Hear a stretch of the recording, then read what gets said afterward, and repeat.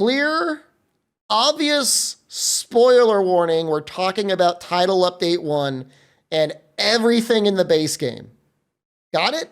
Good. Okay, and hello. And I don't know what this video is going to be. It's a little bit trailer reaction after the fact that I've already seen it. If you haven't seen it yet, make sure you watch the full showcase. They released the Title Update 1 thing, but it's 2 minutes out of what is supposed to be 13 minutes, so you'd be missing out a lot of stuff. Gonna go very quickly through the fluff, and then we'll get to the meat. D.Va. She's back. Great. Singing's fun. Gathering Hall. Also back. Looks great. We have food now. Real food. Seems like you could get your seasonal food. Maybe limited area fishing, mini games. Those are all good things. I guess it's nice to have one actual dedicated place to load in. Maybe performance-wise, it won't be as bad. But yeah, I mean, that looks like you can get your sealed food or whatever buffs you want. That's nice. Mizu, of course, back. We knew that. We've known that since I think before the game even came out. Does seem like Mizu has like 2 forms. Like that's clearly Soul Seer-ish Mizu. Maybe the Flaming Mizu's got some of the moves from that from Sunbreak. Hard to say. Oh god, it's so bright. Obviously, Arch-Tempered Raid out. I thought we would be getting a lot of Arch-Tempered. It's just going to be one Arch-Tempered. It's going to be time limited. We're going to get back to the Mizu in one moment because that's important. In fact, we might be getting to that immediately. Oh, obviously Zoshia.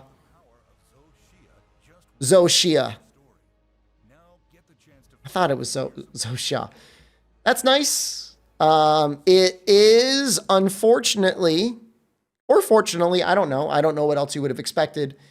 Rewards, other than, of course, his own individual rewards that he's going to give for his armor and weapons, appear to be just your standard decos and higher rarity relics. Okay. I don't think Title Update 1 is the point where they need to be like, we have another tier of relics, we have another tier of decos. I think that's something they could still potentially release in the base game, but no reason to go crazy about it. Obviously, armor set and weapons are looking sick. Some people have noticed that there's like some changes with the weapons when they're sheathed and they're unsheathed. I'm hoping, based off of nothing alone, that it's going to be a little bit like the like a Safi thing. I'm sure there's going to be an absolutely insane mechanic behind it, whatever it is.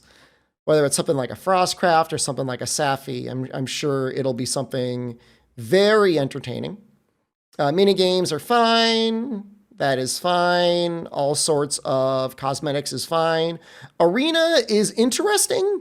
Lots of different things to do in the arena this time around. I don't know what they're going to do for all the people that cheat on PC.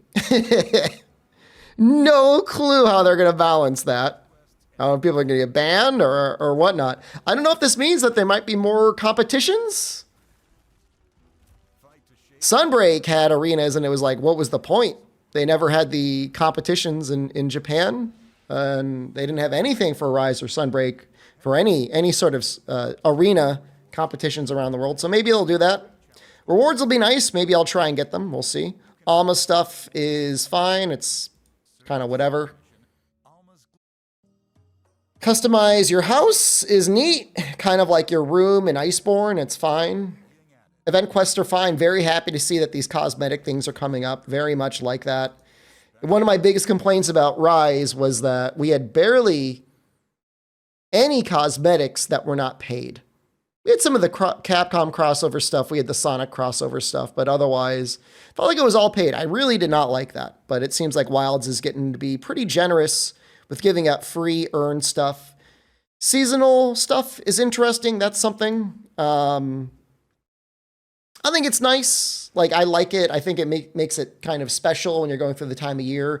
I also understand some people don't like it because you get a little bit of that FOMO if you miss it.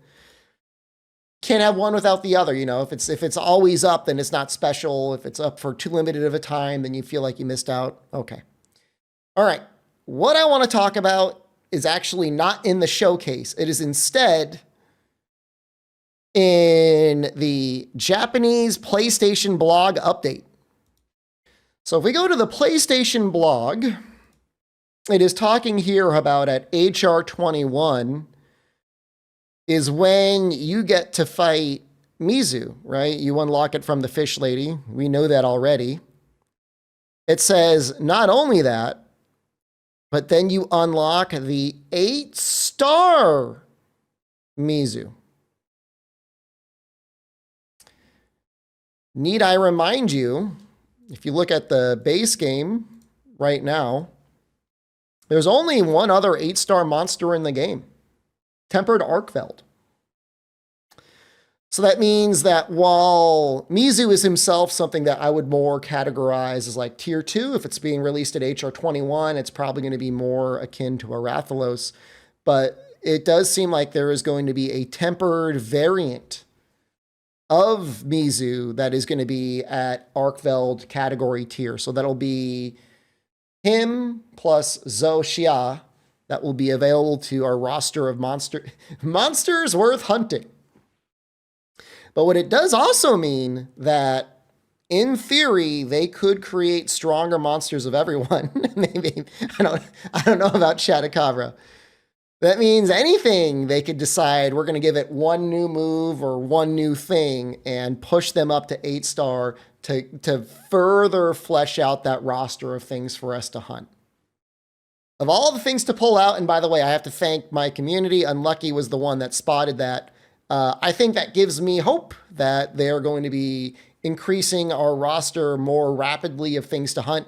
I think a lot of people were disappointed right away when they saw he was going to be 21. They're like, oh man, why release a monster that we're never going to want to fight because he doesn't have good drops?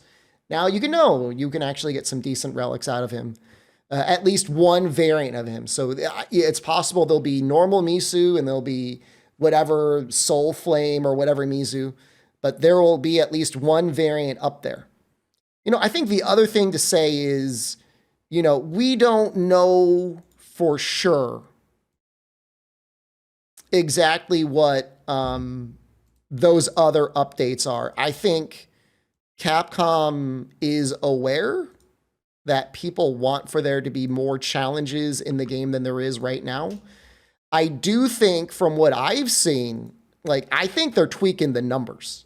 And I want to go back and I want to check things out from the very first time I played the game, like pre-release, because it does feel like the tier 5 tempers are hitting harder than I remember. Hard to prove it without testing it, right? Like there's a lot of anecdotal stories about like, man, like are things hitting harder now or what's going on? But we do know that at the end of May, there will be other additional features. I'm thinking maybe that's around the time when we get like layered for weapons, hopefully at least layered for Ardean weapons. Could be all the other monsters rank up. Hard to say. But I would say in general, you know, I'm more positive than anything about the title update. My main things, like the things that we need right now, is not just Mizu and Zhou Xia, although those are welcome additions. We really need like the entire tier 2 roster to be brought up to that point where they could be mixed into the things that we're fighting.